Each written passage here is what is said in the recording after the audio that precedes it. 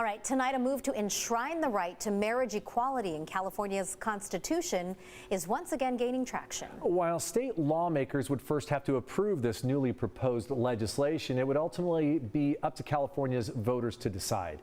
CBS 8's Richard Allen takes a closer look at this renewed debate. Well, that's right. This new legislative move comes 15 years after voters here in the state approved Proposition 8, which banned same-sex marriage, an amendment that is still part of California's Constitution.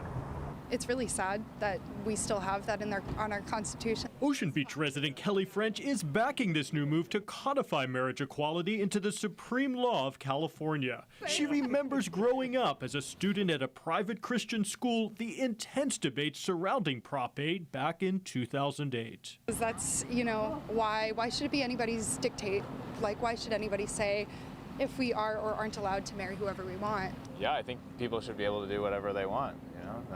If they're happy, and then that's great. Love is love. Everyone should have the right to marry whoever they want. Not all Californians feel this way, though. The head of the conservative group California Family Council, which was one of the original supporters of the state's ban on same-sex marriage, believes it should stand, reiterating their belief that marriage should be exclusively between a man and a woman. And now that we know we're under threat again, it's time for our community to act, to mobilize, and to make sure that we're protecting the freedom to marry here in California. Fernando Lopez is executive director of San Diego Pride. He points out that as the U.S. Supreme Court overturned Roe v. Wade last year, Justice Clarence Thomas called into question the validity of other high-profile cases, including marriage equality.